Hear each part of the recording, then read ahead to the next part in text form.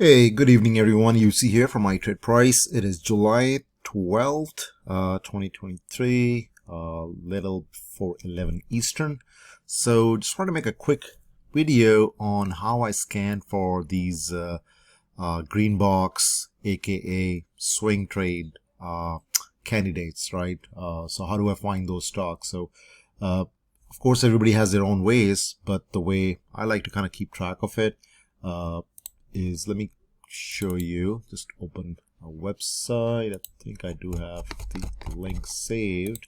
So if you want this link, I will paste this in the description of this video, so you can get it from there. So but you might have to register with them, finviz.com, to kind of get to this view and be able to have a saved version of this view. Okay, so you come to this website. Once you click on the link, it will just straight away bring you right here. So over here you can scan for different stocks based on different criteria, right? They have descriptive criteria, fundamental, which covers things like earnings per share, PE ratios, sales growth, return on equity, stuff like that. Like, you can just look at those performance metrics for the past however many years or time period and kind of filter on that. I don't have any filter on that.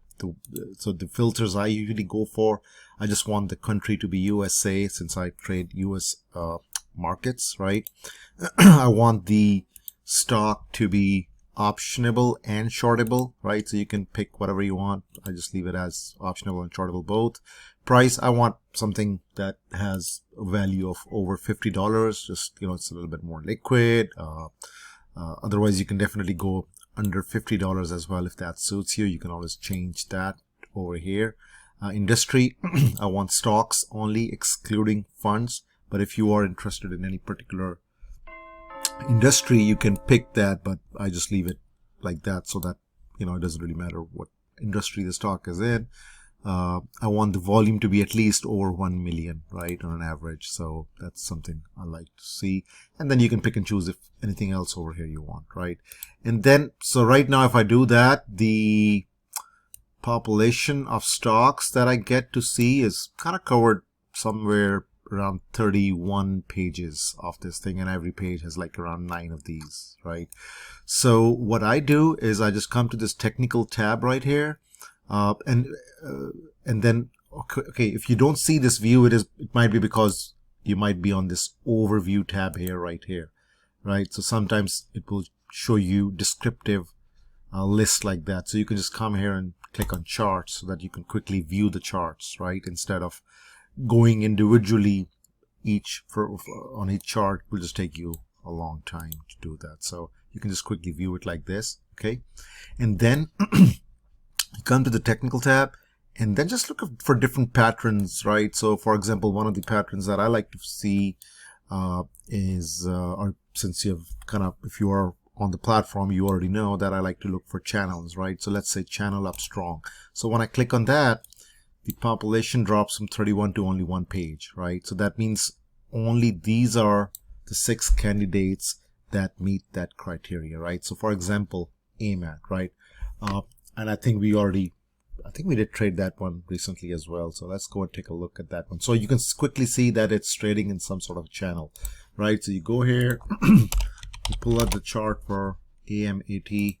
I always like to start from a weekly view, see where we are or where we have been, right? So okay, so this one, since we already traded, so right now you can see it is in the uptrend, weekly time frame. That's great. Here is the trend line, right, in a weekly time frame. And for these swing candidates, yes, you can take entry in the daily time frame. Again, it's very personal, whatever you like. I like to have the backing of a higher time frame. So weekly, monthly, I like to be in the in the direction that is aligned with those time frames. So if the weekly time frame is uptrending, I like to see for a pullback in a daily time frame, and then that daily time frame should have multiple reasons for me to get into that, right? So for example, this one, daily uptrend, great, that's nice. Let's drill into a daily view. So right now, even in the daily, it's in the uptrend, right? But it's losing some of this recent momentum, and that's fine.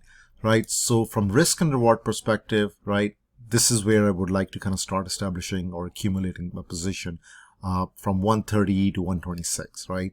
So if once the daily chart starts trading in that range, that's where my alert would be. You can always put an alert that, hey, if the price drops below 130, just send an email or create an alert or whatever you want to do, right? That's how you can kind of keep track of these things. So that's one way, right? And the reason for that would be that it would be getting closer to the uptrend line, right?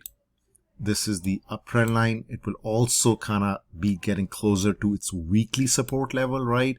So there's a very highly likely chance that this thing will, bounce kind of hard, even if it wants to break down, but it will give you at least some bounce from this level before it wants to break down, right?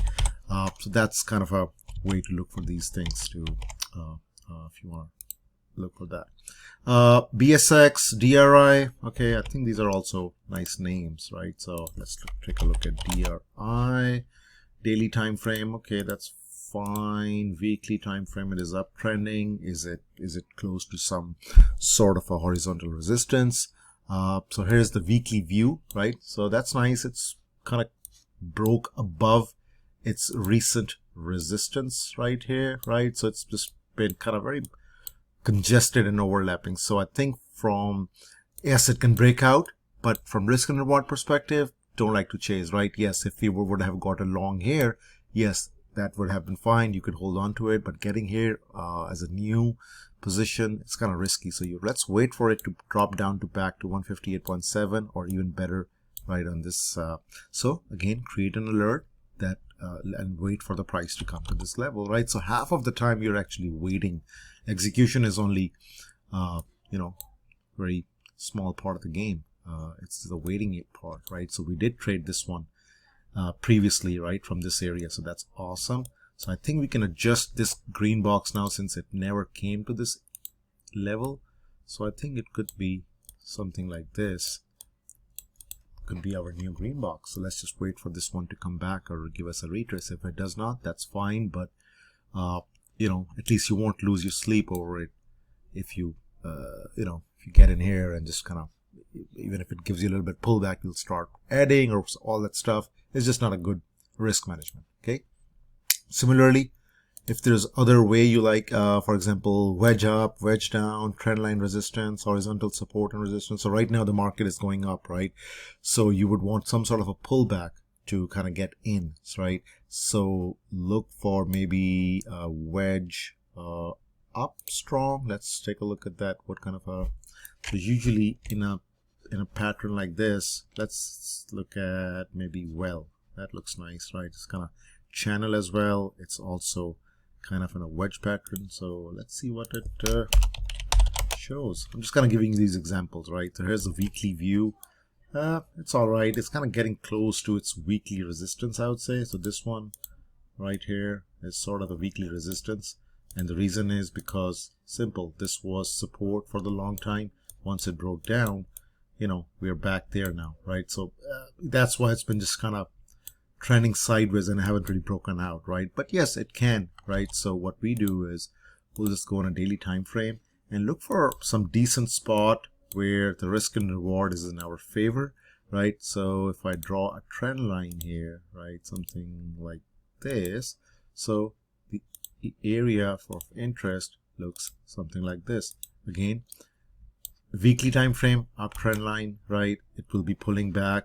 So what it means is, it will still be a higher low right over here. It will be an uptrend line. It will be a daily support. So multiple reasons, right?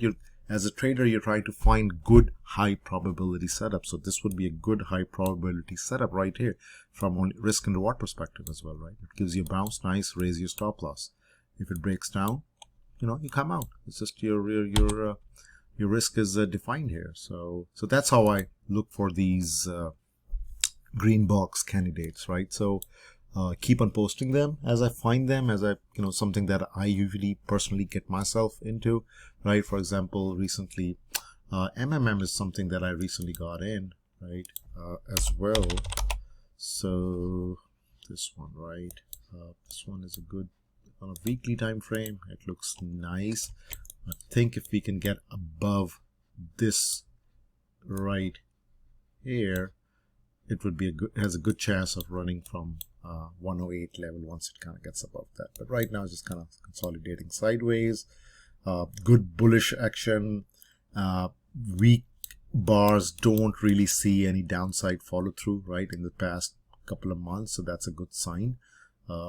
Earnings coming up, we'll see what happens, but that's how I look for these things.